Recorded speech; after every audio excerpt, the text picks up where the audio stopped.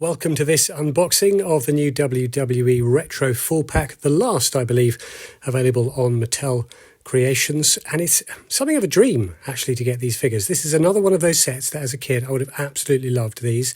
I think some great choices for this one. Okay, we get another Warrior. Didn't necessarily want that one in the set, but look at that Intercontinental belt. Look at that. Pleasantly surprised with that. After the white one we got with Hulk Hogan in that Royal Rumble set, I am surprised they've got the detail on that Intercontinental belt. It looks really good. There's the back of King Harley Race. Let's try and get him open. Just bear with me while I try and shake the card out. There's slider backs, so you can save the cards and without damaging them. I think I'd still rather have the bubble pop, like the old Hasbros. But there we go. He slides out.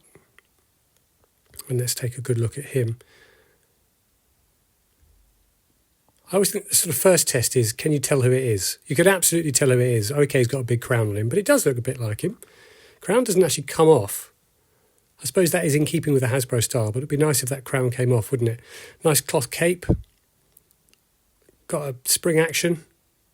Yeah, I think the crown not coming off is a bit of a choice. Harley's tattoos, good detail.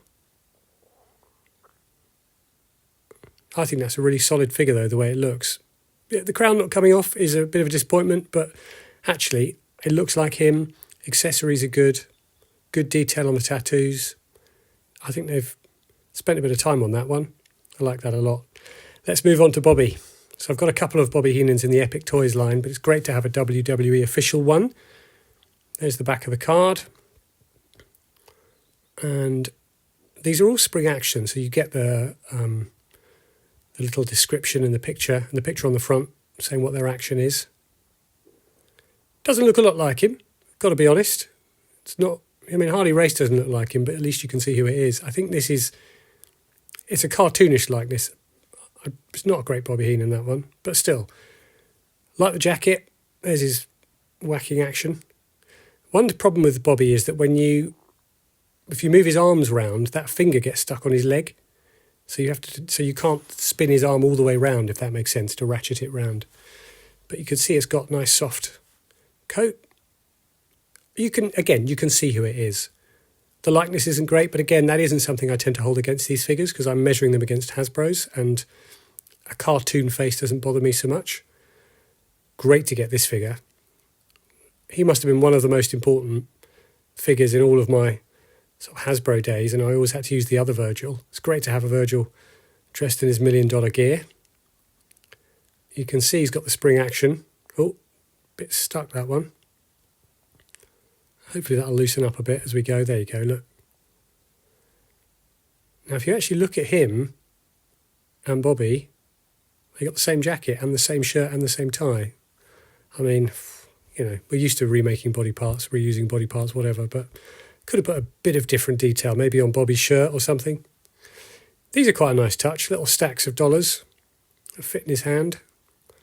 I think they do. I think if I properly wedge them in, I think they'll jam in there. You've got two of those. Good detail.